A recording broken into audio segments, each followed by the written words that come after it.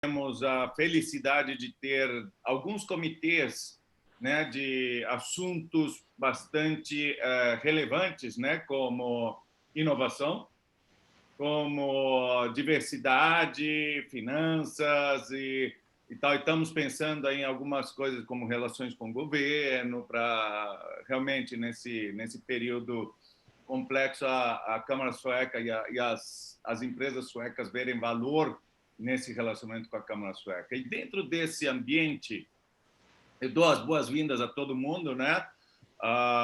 E, logicamente, o Edvaldo, que é um grande parceiro da Ericsson, ele é um cara que eu admiro muito, né? Ou seja, eu conto a história dele, ele é um cara que eu apoiei, e a gente tem um pacto já de quase 30 anos, né? Talvez, e estamos juntos, né? Então, eu passo a palavra para o Edvaldo, é o nosso diretor do Comitê de Inovação, e o Edvaldo vai apresentar um grande amigo, Gontijo, gente. Então, vamos lá. Vamos falar do plano de inteligência artificial, não é isso? É Plano isso. Muito obrigado. Queria dar aqui o bom dia ao Gontijo, agradecer ao Gontijo por ter aceito o nosso convite. Queria também dar bom dia a você, Quiroga, Yunas, Viviane e a todos que nos assistem hoje, tá? Queria apresentar aqui o Dr. José Gustavo Sampaio Gontijo, que é diretor do Departamento de Ciência, Tecnologia e Inovação Digital, na Secretaria de Empreendedorismo e Inovação, que é a SEMP, no Ministério da Ciência, Tecnologia e Inovação. E com essa função ele é responsável por subsidiar a formulação de políticas, diretrizes, objetivos e metas relacionados à inovação digital, que é um assunto extremamente relevante para nossas empresas, pesquisa científica e desenvolvimento industrial e tecnológico do setor de tecnologia da informação, uma vez mais, né? Tudo a ver com a agenda das nossas empresas, né? Digitalização e conectividade aceleram, assim, sem dúvida alguma, os avanços em diferentes indústrias, né? Isso, por si só, coloca a inteligência artificial em destaque para a gente, né? Seja por ela estar na raiz das redes 5G, seguramente no caminho de desenvolvimento e evolução para o 6G, seja para automação, seja para o avanço da atividade de manufatura avançada, ou seja, para a promoção de empreendedorismo voltado para uma sociedade sustentável, também em linha com a Agenda 2030. Então, por essa razão, a inteligência artificial ela é muito importante, é um assunto extremamente relevante para todos nós. Então, com isso, eu queria te passar a palavra, Gontijo, com os agradecimentos de todas as empresas aqui representadas hoje. Gontijo, uma vez mais, muito obrigado, e a palavra é sua, por favor. Obrigado, Edvaldo. É um prazer estar aqui com vocês, encontrar velhos amigos aí, Quiroga, você. Agradecer aí também a todo mundo que está participando, o doutor Renato, o Tonil, todo o pessoal da Swedish, como é que pronuncia? Swedish Chan. É assim? É um prazer. Swedish Chan, ótimo. Prazer estar aqui com vocês, é a oportunidade, é sempre bom dialogar com outros setores que possam contribuir para a construção das políticas públicas brasileiras, né? Tanto o Sérgio quanto o Edvaldo já sabem como é que a gente gosta de trabalhar, né? A gente gosta muito de dialogar para evitar errar, né? O poder do Estado é muito forte, o poder da caneta, o poder do príncipe é muito forte. Então, geralmente, quando a gente está mirando resolver um problema, a gente não consegue dar um tiro de sniper. Geralmente, a gente dá um tiro de escopeta que acerta um monte de coisa em volta, acerta o que a gente quer, mas acerta um monte de coisa em volta. E acaba que, às vezes, a gente estraga algumas coisas. Então, conversar com vocês ajuda a gente a reduzir esse alvo para que a gente erre menos, né? E aí eu vou compartilhar com vocês o que foi a construção da estratégia, o que ela é e as ações que a gente tem feito. Eu vou compartilhar minha tela aqui para poder... Eu não ia fazer uma apresentação, mas eu achei que ficava mais didático para a gente explicar mais ou menos o que a gente tem feito, né? Para a gente poder discutir. Bom, vou clicar aqui.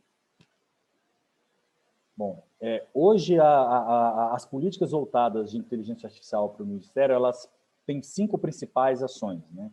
Uma é a própria estratégia, né?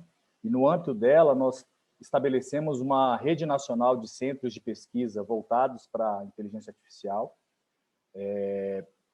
Visamos muito a cooperação internacional, então a gente participa dos grupos da OCDE, do G20, o GPAI, que é o Global Partnership for Artificial Intelligence, que foi... nasceu no âmbito da OCDE, não é a OCDE, mas ele é suportado pela OCDE. Estamos fazendo chamadas para estabelecer centros de referência em inteligência artificial no Brasil e fomentando também startups e aproximando ela de grandes empresas para a solução de problemas, né? Isso aqui é para se ter uma ideia por que o governo federal quis atuar de forma mais ativa em inteligência artificial, né? Existe uma previsão aí que até 2030 um benefício mínimo de inteligência artificial na economia brasileira vai ser de 1,6 vezes o que temos hoje, e o máximo, se tudo der certo com as políticas públicas e os investimentos, pode chegar até 2,4 vezes, né? Esse é um estudo que a Microsoft fez, soltou recentemente, a gente tem se baseado muito nisso. Bom, a estratégia ela foi construída a partir de uma consultoria que nós contratamos, uma professora bolsista, né, especialista na área de inteligência artificial, que ela fez um levantamento geral do que existia no Brasil e quais são os fundamentos de uma política pública para a IA que deveriam existir. Além disso, nós fizemos um levantamento, um benchmark internacional e nacional para ver o que existia no Brasil. Existem as grandes plataformas, Watson, Azure e outras tantas, mas também existem engines de inteligência artificial no Brasil, empresas já de médio porte atuando, né, em Belo Horizonte, em São Paulo, no próprio Rio Grande do Sul, e consolidamos todas essas informações e propusemos uma consulta pública, né? Essa consulta pública teve mais de 1.000 contribuições, e durante esse processo da construção da consulta pública, de tratamento dessas informações, o Ministério foi splitado, né? Teve uma divisão, ele era MCTIC, enquanto o MCTIC, o processo estava sendo conduzido pela doutora Miriam Wiener, que hoje é diretora lá na Agência Nacional de Proteção de Dados Pessoais, vocês devem conhecer ela, e eu ajudava ela muito na parte de P&D e inovação, na construção da estratégia, mas quando teve a divisão dos ministérios, o assunto inteiro veio aqui para a secretaria e eu continuei a conduzir. Então, a estratégia ela faz um diagnóstico do Brasil e do mundo, ela traz aí os grandes desafios que existem na inteligência artificial, passando pelo uso ético, passando pela regular ou não, desregular ou não, passando pela necessidade de perenidade dos investimentos, de apoio às pequenas e médias empresas à adoção de inteligência artificial, com uma visão de futuro, né? Ela define algumas ações estratégicas e o mais importante, né, a necessidade e a construção ter sempre essa abordagem multissetorial, né, trazendo o governo, a academia, o setor privado, o terceiro setor, de modo que a gente ouça todos os atores, né? Hoje, por exemplo, hoje nós estávamos tendo, pouco antes desse nosso bate-papo aqui, está tendo o 2º Seminário Internacional de Proteção de Dados Pessoais, que é conduzido lá pelo STJ, o ministro Humberto Martins e vários ministros ali do sistema judiciário. E eles se preocupando sobre LGPD, mas, ao mesmo tempo, mencionando o uso de inteligência artificial, como isso pode ser afetado ou não, como que isso pode ser gerenciado, porque conflitos vão acabar existindo, né? Que ele vai acontecer, né? Quando o IA realmente estiver emaranhado na sociedade, certamente o sistema judiciário será acionado em algum momento. Então, é algo que está desde os centros de pesquisa, universidades, até o STJ, a TCU, muita gente tratando desse assunto. Por isso faz tão necessário ouvir todos os atores. Bom, a estratégia ela é um tema, a inteligência artificial é um tema transversal, né? Essa consulta pública ela se encerrou em março de 20, e aí teve a transição, como eu mencionei, de divisão dos ministérios, e por isso ele não foi lançado em 20, e teve a pandemia também, foi lançado agora por meio de uma portaria do ministro. Ela aponta pilares, eixos verticais e horizontais, onde a gente pega legislação, regulação e uso ético, a governança de IA, não só para dentro do governo, mas também como que a gente pode apoiar as empresas a ter essa governança, não ser uma jabuticaba, né? Não sei se nossos amigos suecos vão compreender, mas não ser uma coisa só para o Brasil, tem que ser algo que seja transversal e em sintonia com o que está sendo conduzido no mundo, por isso, desses grupos internacionais que nós temos participado. Isso aí atravessa todos os eixos, né? Quando a gente fala em legislação e regulação na parte educacional, é diferente quando a gente fala em segurança pública. Monitorar reconhecimento facial de uma criança numa escola é diferente de monitorar reconhecimento facial num ponto de tráfico de drogas que você quer fazer uma investigação policial. Então, para cada segmento, é preciso ter uma abordagem específica, né? Força de trabalho é algo que nós temos trabalhado bastante, de modo a garantir a sustentabilidade. No fim do dia, são os neurônios do profissional que vão tanto desenvolver programando a inteligência artificial, quanto desenvolver as aplicações que vão usar a inteligência artificial, quando a pessoa que vai ter a inteligência artificial apoiando a sua atividade fim, e ele não é um cara da área de TI, quer seja um engenheiro agrônomo, quer seja um médico, quer seja qualquer tipo de profissional. Então, baseado nisso, a estratégia ela trouxe para nós a necessidade de começar a fazer uma série de ações, né? Uma delas foi a promoção de uma chamada para selecionar 8 centros de referência em inteligência artificial, uma parceria nossa com a FAPESP e o CGI. Não sei se você lembra, Quiroga, que o CGI ele tinha um recurso lá da origem do CGI que estava sendo curado pela FAPESP, e a gente entrou em negociação e fez uma chamada para usar esses recursos para selecionar esses centros. Sim. O anúncio dos 4 primeiros vai ser agora em maio, e na sequência deve ser anunciada a segunda chamada para os 4 outros centros. Os 4 primeiros são nas áreas de saúde, agricultura, indústria e smart cities. A ideia é que tenha um investimento do lado nosso de 10 milhões de reais em 10 anos, só que tem que ter a contrapartida do outro lado. Então, são 20 milhões de reais por centro, são 800, então em torno de 160 milhões de reais em 10 anos para esses 800. A ideia é aproximar a academia, indústrias, empresas num modelo colaborativo e que esses centros trabalhem em rede. Além disso, nós já fizemos a primeira edição de um programa que busca atrair startups, aproximar ela dos centros de pesquisa nacionais e depois trazer empresas âncoras onde essas startups e esses centros de pesquisa vão implementar suas soluções. O modelo ele teve uma chamada, ele foi operado pela Softex, teve uma chamada no ano passado, atraiu em torno de 1.000 startups. Dessas, 100 projetos foram selecionados para ter uma pré-aceleração. Na sequência, fizemos uma chamada de centros de pesquisa que poderiam ser parceiros desses projetos. E a partir desse trabalho, desses parceiros com essas 100 startups, 30 foram selecionadas para desenvolver seus projetos e receberam um primeiro aporte de 200 mil reais. No atual momento, nós estamos chamando as empresas âncora, aonde vão ser implementados os projetos, e a partir daí, 15 desses projetos vão receber um outro aporte de 300 mil reais para implementar, de fato, soluções de inteligência artificial em grandes empresas, né? Então, isso foi a primeira edição, a nossa ideia é que ele se torne perene, que a gente sempre faça esse tipo de aproximação e catequização das grandes empresas e aproximação delas das pequenas do ecossistema de inteligência artificial nacional. Por fim, nós estabelecemos uma rede de inteligência artificial dos principais centros de pesquisa que existem no Brasil, né?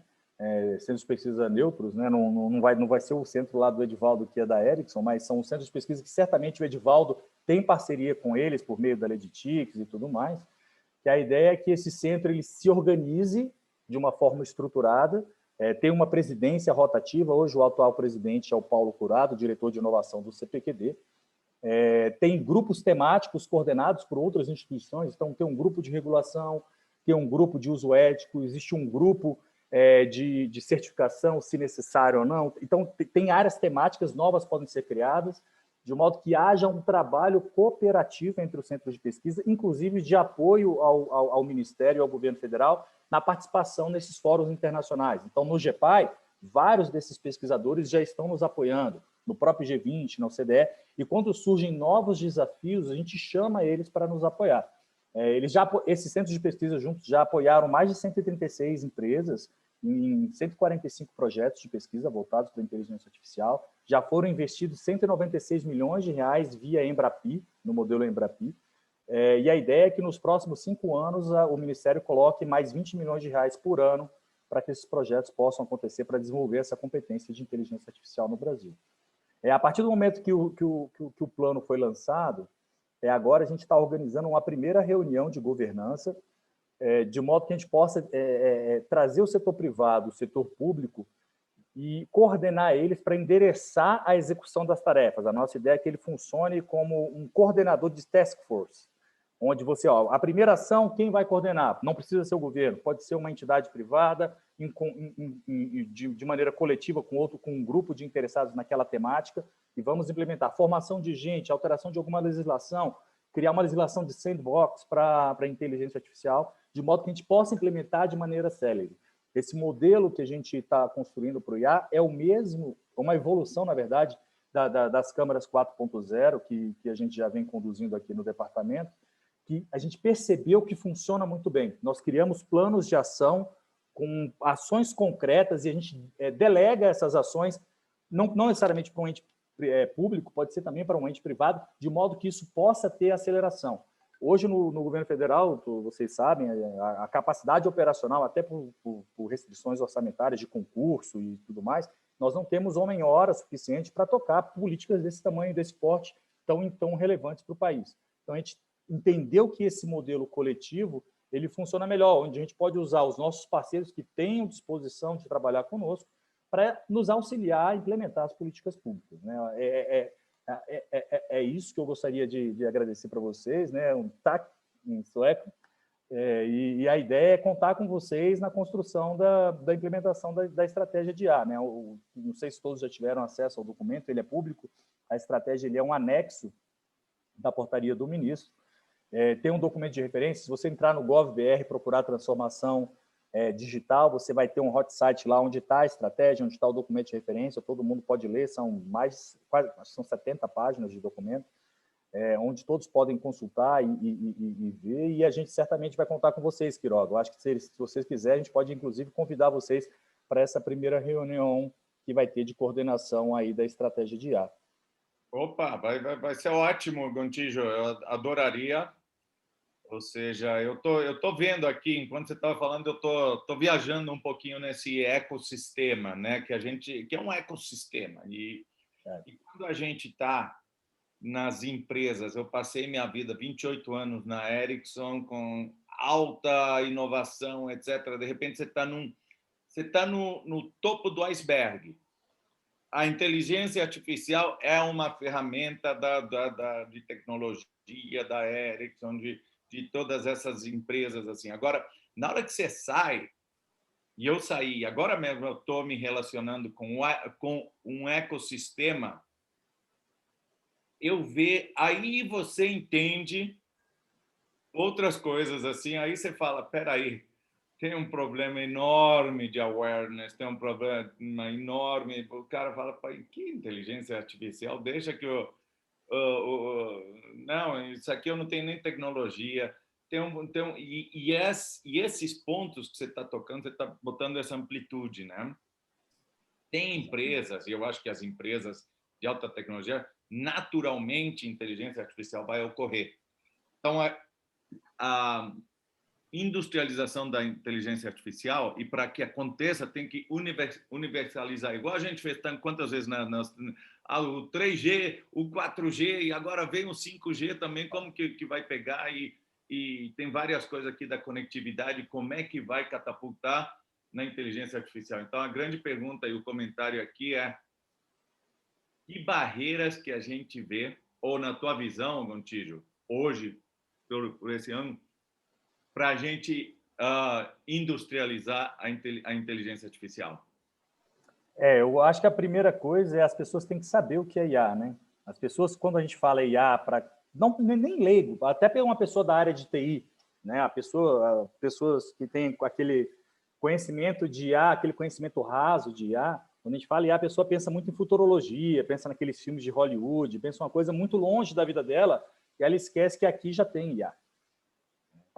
Então, assim, eu acho que é um primeiro passo. E talvez as grandes empresas, Ericsson, Volvo, as grandes corporações, elas já têm lá. Eu lembro quando a gente foi lá no Mobile World Congress com o Kassab, e eu visitei o stand da Ericsson lá, vocês mostraram para nós lá a gestão de rede usando IA, sem interferência humana e balanço de...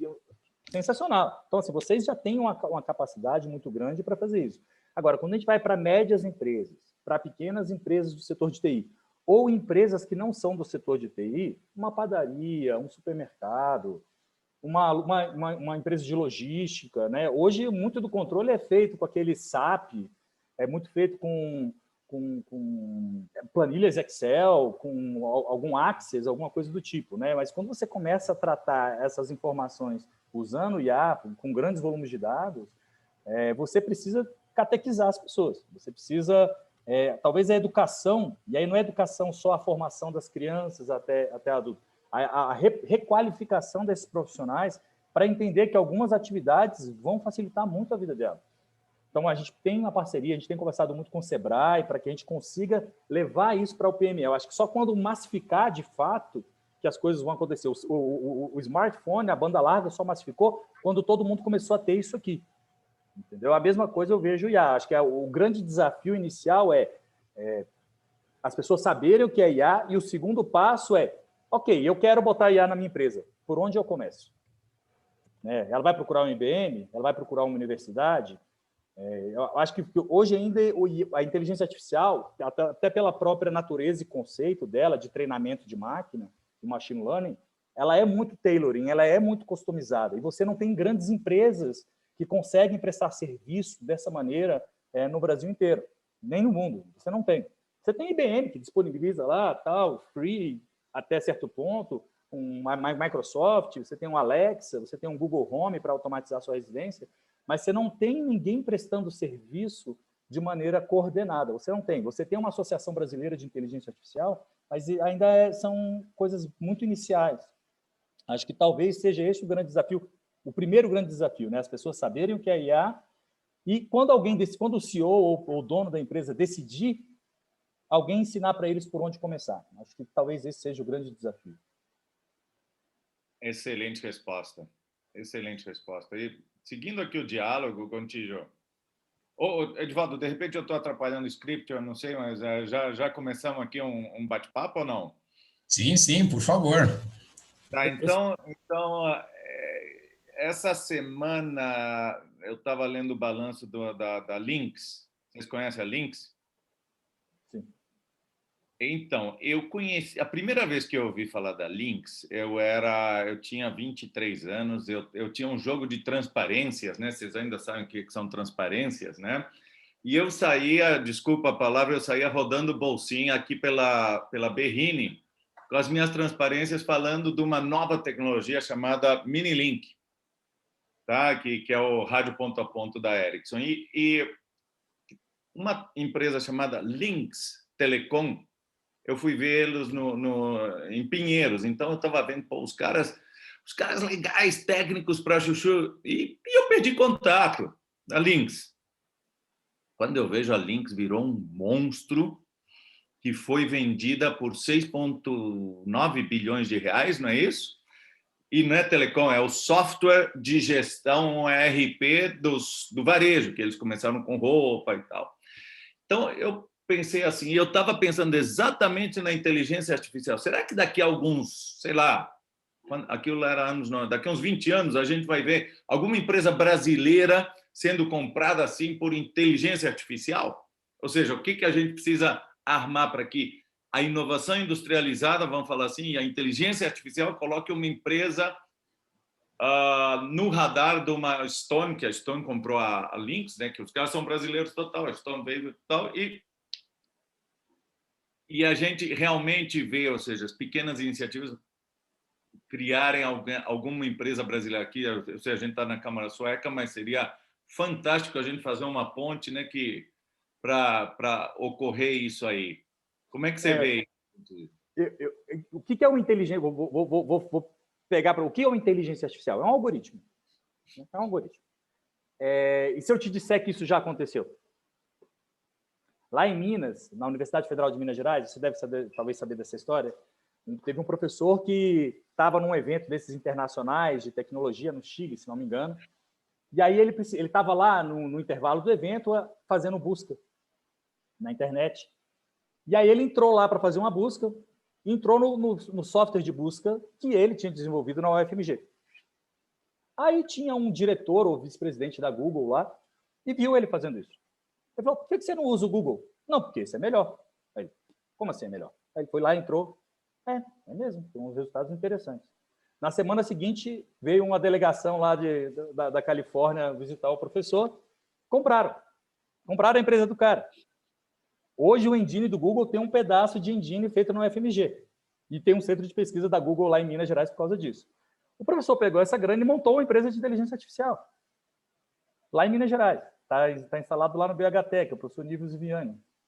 Ele tem um engine que ele desenvolveu de inteligência artificial. Então, assim, você tem já alguns movimentos acontecendo no Brasil. São pequenos ainda, mas eu acredito muito nessa possibilidade, sim, porque é software. E a gente tem uma capacidade muito grande. O Edivaldo sabe disso. O centro lá dele, lá em Dayatuba, tem um pessoal ali que são poucos que você acha de alguma qualidade daquela no mundo. Então, eu acredito, sim, que isso pode acontecer. Lá no Rio Grande do Sul, lá no Tecnopuc, tem um centro de pesquisa da HP. E eu visitei eles 2 anos atrás e eu encontrei com a vice-presidente de P&D deles para Américas, que é a Cristina. Por um acaso, ela é brasileira. E ela estava visitando, rodando os centros no mundo e estava lá na época que eu fui. E ela comentou comigo que o principal grupo de inteligência artificial voltado para 3D printing da HP no mundo é lá. Ele já tem mais de 250 patentes depositadas lá nos Estados Unidos, vindos daqui. E qualquer projeto de IA e 3D printing do mundo da HP precisa envolver esse grupo de pesquisa. Então, você tem, sim, um potencial gigante no Brasil. E eu concordo. E esse pessoal, às vezes, sai do centro de pesquisa, monta a sua própria empresa, e eu acho que há, sim, um potencial grande disso acontecer, sim, Quiroga.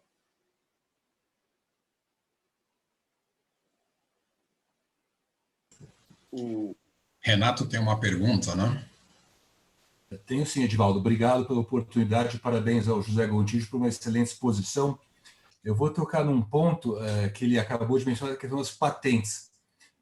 Quando nós, aqui leigos, né, imaginamos a inteligência artificial, eu pessoalmente vejo um sistema, uma solução integrada, tanto com o software como com o hardware, né?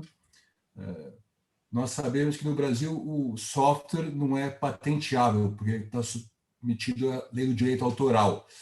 E, por outro lado, quando nós pensamos no hardware, quer dizer, ou na própria invenção, realizada pelo INPI, e que, evidentemente, a velocidade da IA é muito mais rápida que o período de avaliação dos pedidos depositados.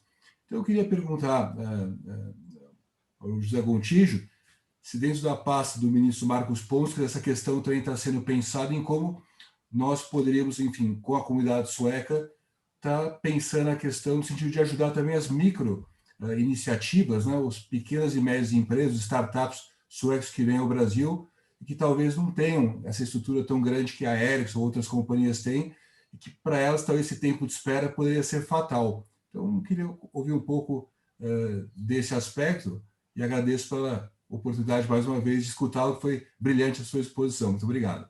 Obrigado, Renato.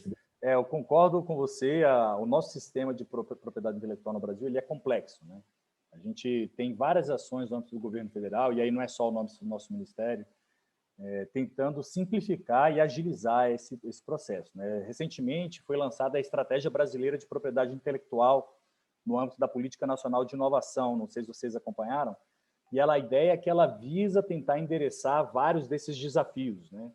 Lembrando que, muitas vezes, a inteligência artificial não é que ela não é patenteável, não é interessante você patentear ela. Por ela ser um algoritmo, ela acaba sendo um segredo industrial, né? Eu posso estar enganado, mas eu desconfio que o Watson da IBM ele não é patente. Ele é algo que é meio black box ali, que ninguém sabe direito o que tem ali dentro, né? Então, assim, talvez as aplicações sejam patenteáveis, né? A pessoa pegar um IA e aplicar no agronegócio, aplicar na previsão climática, talvez isso aqui seja mais patenteável do ponto de vista business do que o próprio engine do IA.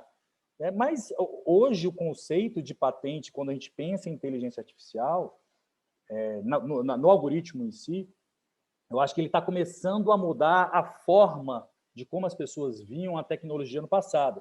Hoje fala-se muito em inovação aberta, né? A inteligência artificial em si, o algoritmo em si, ele não é o segredo é o que você faz com ele. Você tem uma Ferrari, mas você pode bater a Ferrari no primeiro poste ou você pode ser um campeão mundial de Fórmula 1. Né? Então, óbvio que a gente está tratando a questão da propriedade intelectual, mas eu acho que a inteligência artificial, a indústria de software, por ser algo muito transversal, ela acaba por mudar a forma de se pensar em como fazer o business. A pessoa do seu lado ela vai ser o seu competidor, sim, mas vocês juntos podem desenvolver o engine, as ferramentas onde vocês vão trabalhar de maneira coletiva e crescerem juntos. É uma mudança de paradigma muito grande quando a gente pensa no legado dos modelos de negócio mais tradicionais.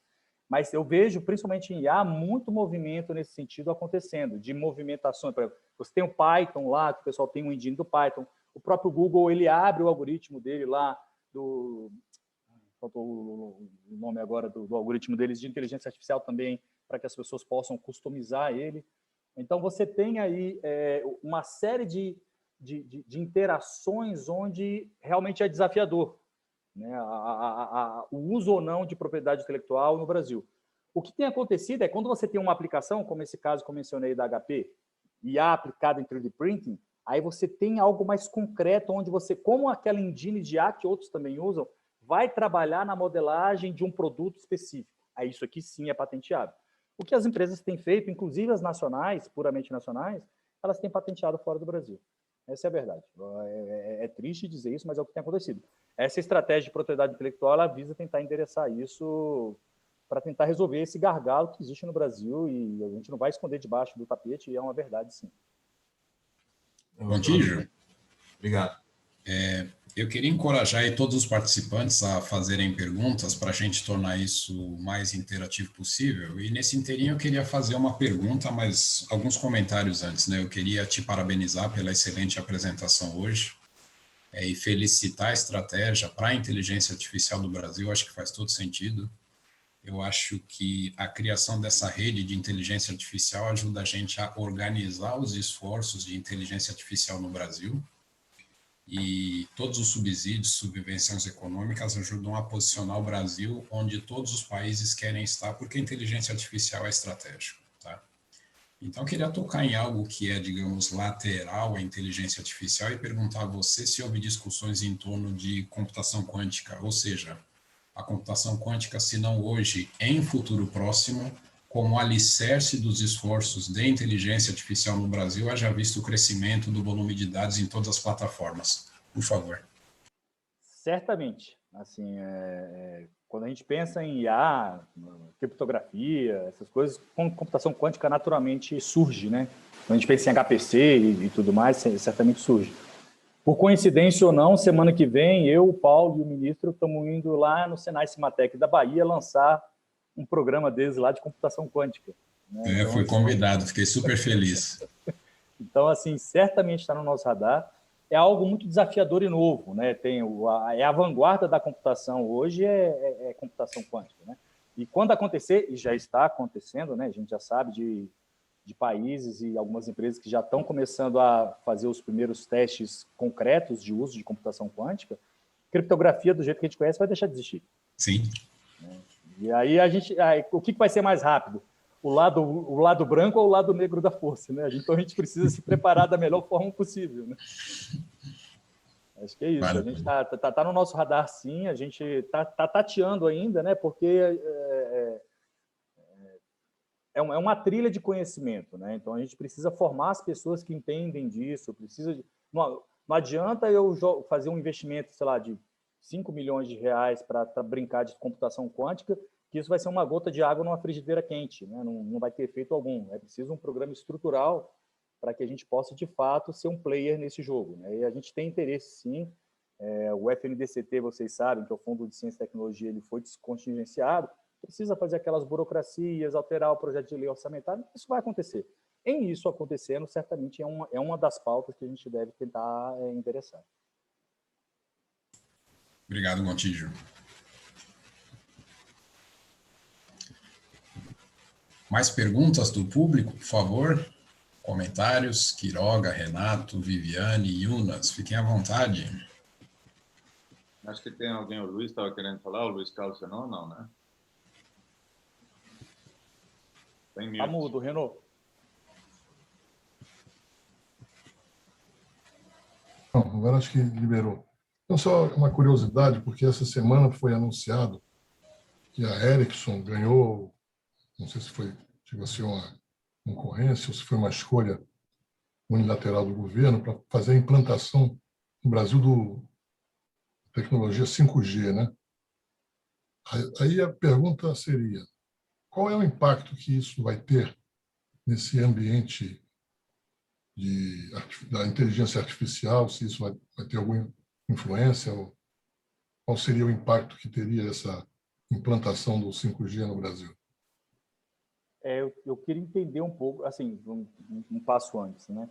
O governo federal ele não escolhe tecnologia, né? O que a gente faz é, via leilão da Anatel, a gente abre o leilão de frequências e tem requisitos de rede, tem requisitos de certificação e as operadoras têm total liberdade para adquirir o seu vendor, né? Então, o que eu sei hoje que existe é que hoje o mercado é dividido entre 3 empresas, Ericsson, Huawei e Nokia. Geralmente, eles separam por região do país e fazem vertical, porque se der problema na rede naquela região, uma empresa não pode culpar a outra. O Quiroga deve ter vivenciado isso muito na época de Ericsson, né? Dava problema na rede, não, é culpa da Nokia, não, isso aqui é culpa da... Não, então, o que as operadoras fazem? Elas dividem o mercado. Então, o governo federal não escolhe Ericsson, ou Huawei, ou Nokia, quem quer que seja. E certamente as 3 têm soluções de inteligência artificial para a sua gestão de rede. Então, assim, o que vai acontecer é provavelmente o custo de gestão de rede usando IA vai reduzir. Em tese, isso em algum momento vai ser refletido no preço ao consumidor e às empresas no custo das comunicações que são utilizadas por elas. Eu acredito que seja isso. Talvez eu possa comentar, e de fato, Gontijo, você tem razão, né? O que a Ericsson faz é ter produtos que respeitam o padrão 3GPP, e por isso ela certifica os seus produtos junto ao regulador, que é a Anatel. Ela não é a única a fazer isso. E isso faz com que a Ericsson passe a ser uma opção para os operadores de telecomunicações atuando no Brasil. E sim, a gente faz uso de inteligência artificial para melhorar nossos processos, para melhorar a facilidade e da gestão das redes. Haja vista um conjunto gigantesco de novos casos de uso que vão trafegar por sobre a rede de telecomunicações a partir do 5G. Então, para tornar o 5G e todo esse poder de transformação viável, fica um pouco difícil você ter especialistas humanos, né? Que quando a gente fala em inteligência artificial tem o par, né? Que é o especialista em dados e especialistas humanos, em quantidade suficiente para essa infinidade de novos casos de uso que virão. E por isso a inteligência artificial é muito importante para o setor de telecomunicações. Juliana, por favor, sua pergunta. Olá, bom dia. Eu queria, né, eu como empresa de tecnologia, eu sou da Lexly. A Lexly é uma empresa sueca e eu lidero aqui a nossa operação aqui no Brasil, dentro da área de Legal Tech. A gente utiliza algumas tecnologias de inteligência artificial no nosso serviço, mas o que eu tenho sentido muita dificuldade é encontrar profissionais de TI capacitados. Eu não sei o quanto vocês estão envolvidos, mas, por exemplo, eu estava com uma posição para um engenheiro de software aberta, e assim, o mercado aqui no Brasil está concorridíssimo, a gente tem pouquíssimos profissionais disponíveis. Você contrata um profissional, pode ser que no mês seguinte você perca ele, porque realmente está demais. O Ministério está pensando em algum programa para a gente se tornar um celeiro de profissionais de TI, porque acho que a gente tem algumas características como país e como cultura, de ser extremamente criativo, se virar nos 30, buscar soluções alternativas, olhar os problemas de maneira positiva, o que é muito saudável para o mundo do desenvolvimento de tecnologia. Mas a gente vê poucos profissionais se formando, ou pouco investimento na formação de profissionais, que não seja só por cursos superiores, né, mas por cursos técnicos de captação. Então, queria entender um pouquinho das iniciativas do Ministério para fomentar o desenvolvimento de novos profissionais na área. Obrigado, Juliana. Eu acho que sua pergunta foi num timing perfeito, né? A gente tem algumas ações, e o ministro Marcos Pontes lançou na semana passada um spoiler, digamos assim, durante uma live dele, e a gente está com a portaria na jurídica aqui para publicar. A gente vai lançar o programa chamado MCTI Futuro, Futuro do Trabalho e Trabalho do Futuro, que a ideia é formar desde a origem até o doutor. A ideia é que a gente pegue toda a faixa, né? Então, a ideia é a gente... Um dos projetos dentro desse programa que já está rodando é um investimento de 250 milhões de reais, que a gente quer formar 40 mil programadores sênior em 3 anos. Ele é operado via Softex em 17 ou 18, se não me engano, instituições de pesquisa no Brasil inteiro. Então, Eldorado, CESA, CPQD, pessoal do Rio Grande do Sul, Brasil inteiro. a ideia é formar 40 mil profissionais em 3 anos. Além disso, a gente tem um outro projeto que a gente, esse ano, está fazendo a 2ª edição dele, que é um recurso que não é muito, é um recurso pequeno, mas como a bolsa é baixa, a gente consegue alcançar muita gente. A nossa ideia é alcançar 1.000 profissionais, 1.000 estudantes de graduação ainda, com bolsas de iniciação científicas voltadas para a inteligência artificial. Como que funciona? Eu dou a bolsa para ele no último semestre, último ano dele de graduação, para que o trabalho de conclusão de curso dele seja em inteligência artificial, estagiando dentro de uma empresa. A gente tem estudos que apontam que estudantes de graduação que fazem bolsa de iniciação científica no último ano de graduação, eles tendem a seguir essa carreira profissional, tendem a fazer mestrado e doutorado. É uma bolsa muito mais barata que uma de mestrado e doutorado, e a gente consegue atrair várias pessoas para esse setor.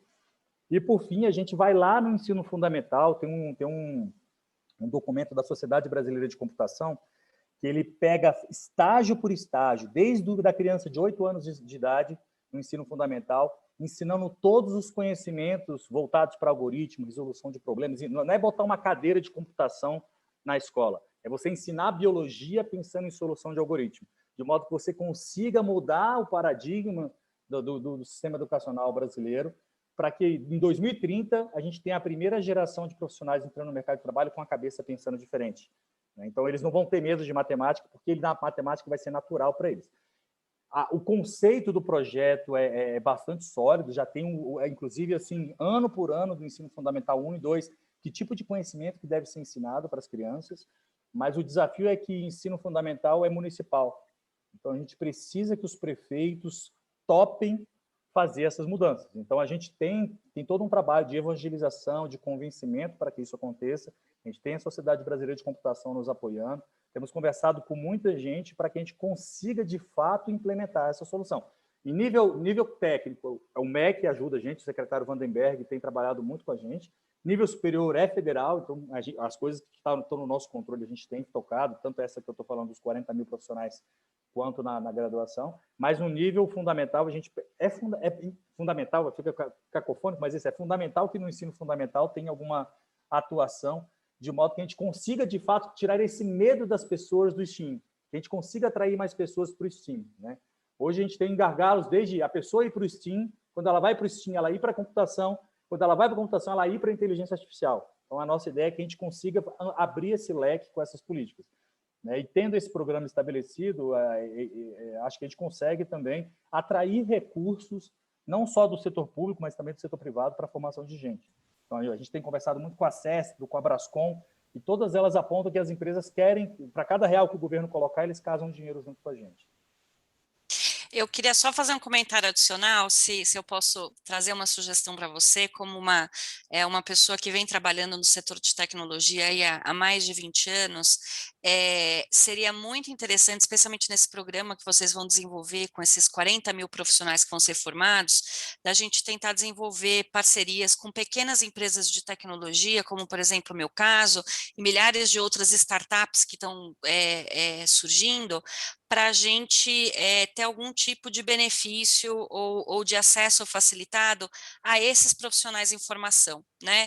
Seja por meio de um modelo de estágio, enfim, não sei como vai ser formatado isso, mas eu acho que vai ser muito rico em ajudar empresas a desenvolverem profissionais e também desenvolverem novas tecnologias. E adicionando um ponto, que é acho que é uma dor muito grande que a gente sente no mercado, como empresa de tecnologia, é que as novas, as evoluções e tudo mais, a gente sabe que o inglês tem sido a linguagem básica disso tudo. E a falta de conhecimento, né, na língua inglesa tem sido um entrave muito grande para esses profissionais. Então, atrelado ao ensino técnico, eu acho muito importante atrelar um ensino de línguas, porque senão a gente sempre fica um passo atrás em termos dos profissionais de TI que a gente tem aqui no Brasil. Desculpa interromper aí, mas só para contribuir com a minha visão como empresária do setor. Obrigada. Obrigado, Juliana. Eu concordo plenamente com você. Esse modelo de treinamento desses 40 mil é bem isso aí que você falou, tá? A gente treina em programação, mas a gente dá também, inclusive, algumas horas aula de empreendedorismo, para o cara querer fazer a sua startup. A gente tenta aproximar, a ideia é mais ou menos essa que você falou, e eu vou reforçar com com os nossos parceiros que estão tocando o projeto para que seja nessa linha, né? E em relação ao que você falou da segunda parte como é que você falou? Me deu branco aqui agora. Do acesso ao inglês, né? Acesso ao inglês é fundamental. Esse curso tem, sim, inglês instrumental. Ele não é um inglês negocial, é um inglês instrumental, que eu acho que é o coração que a gente, de fato, precisa para esses programadores, né?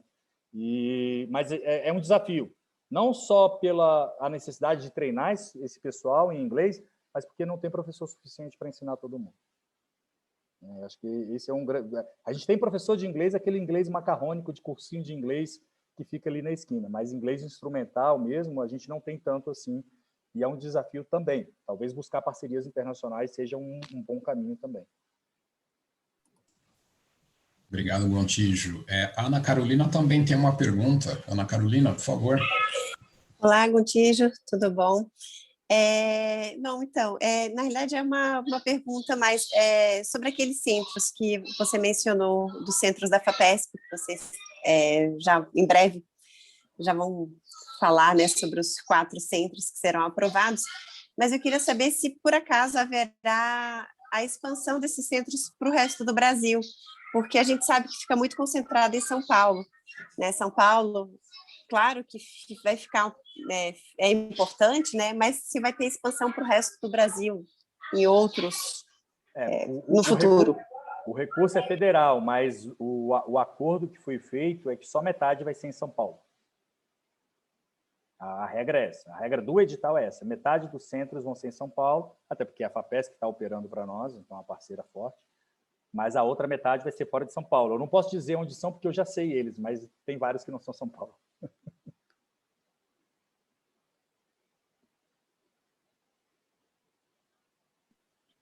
Eu estou aqui evitando de falar, mas eu vou falar. Vamos lá. Gontijo, esses dias atrás, eu estava...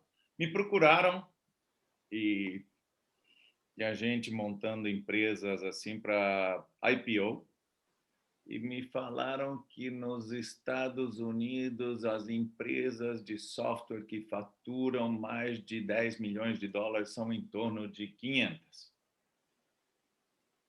E o pessoal estava querendo fazer uma coisa semelhante, fazer um IPO em família, com empresas de software brasileiras, não é de capital internacional, brasileiras que faturem mais de 10 milhões de reais.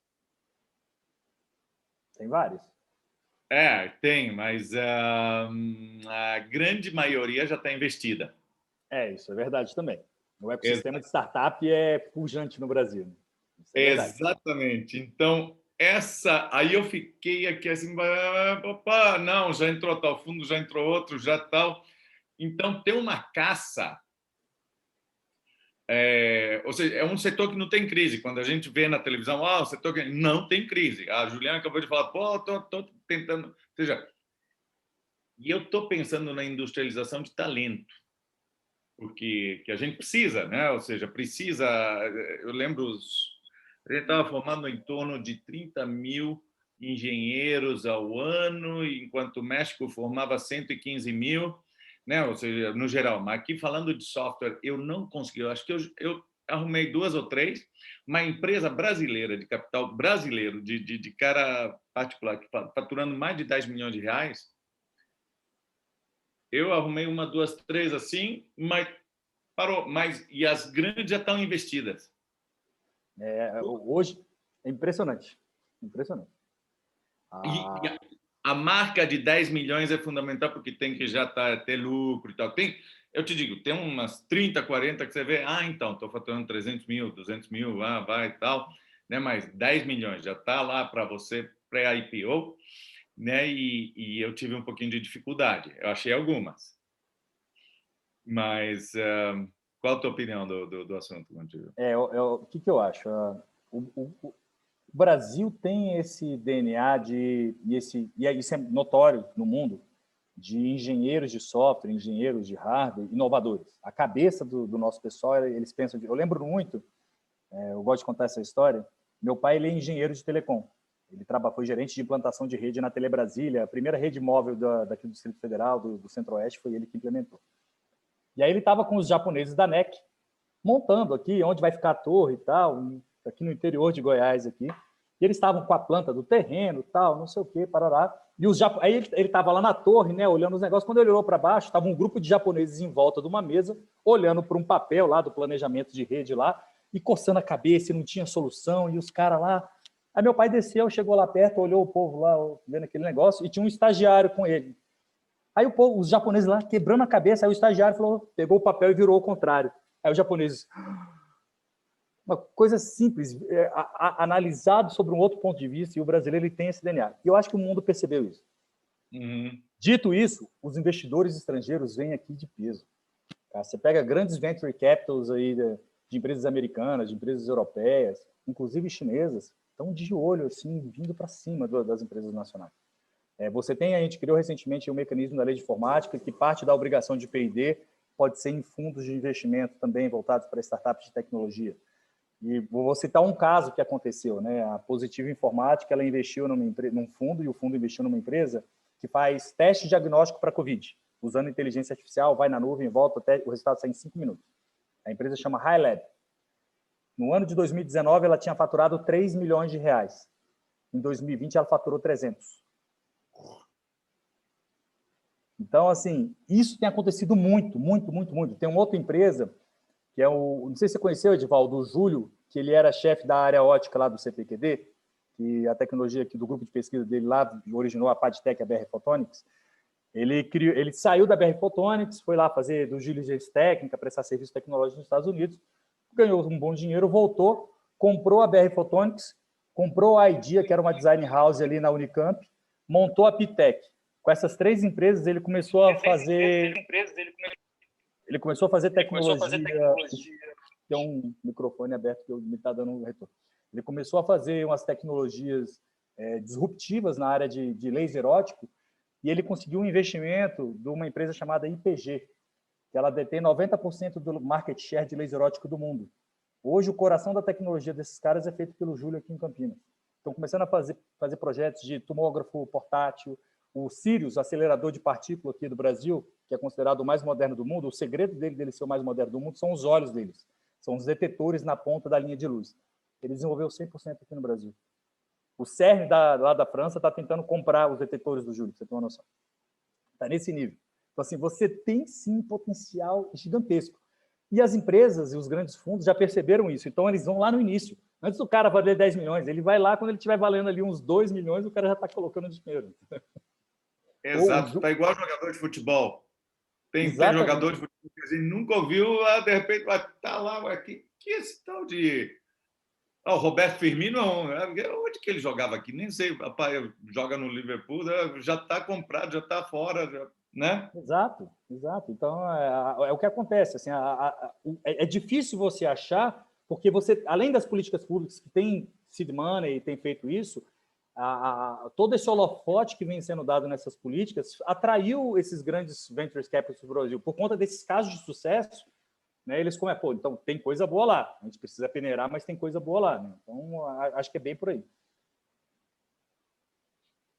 Muito bem, acho que estamos chegando no final, né, o Gontijo, Edivaldo, Jonas, Então, a foto agora, todo mundo abre a câmera, vamos bater uma foto que já virou tradição, né? Isso é importante. Espero que vocês tenham gostado e que vocês precisarem da gente aqui no Ministério, portas abertas, tá? O Marcos Pontes, ministro, sempre fala que a gente é uma caixa de ferramentas para vocês. Afinal de contas, vocês que pagam o nosso salário com os impostos de vocês. Gostamos muito, Gontijo. Muito obrigado pela parceria, pela apresentação e seguramente todas as empresas aqui representadas farão contato ao longo do ano de 2021 para a gente tocar essa agenda em conjunto. Viu? Obrigado mesmo. Obrigado, Gontijo. Gente. Última foto, sorriso para a câmera. Foto. Bati uma. Então, obrigado, Gontijo. Vamos nos falar mais. Muito, muito bom o papo, muito fluente. E vamos inovar. Vamos sim, por favor. Somos de portas abertas para todo mundo aí, viu? Tchau, gente. Valeu. Obrigado, Gontijo. Obrigado, valeu. Tchau. Muito obrigado. Tchau. Tchau. Dê saúde. Tchau.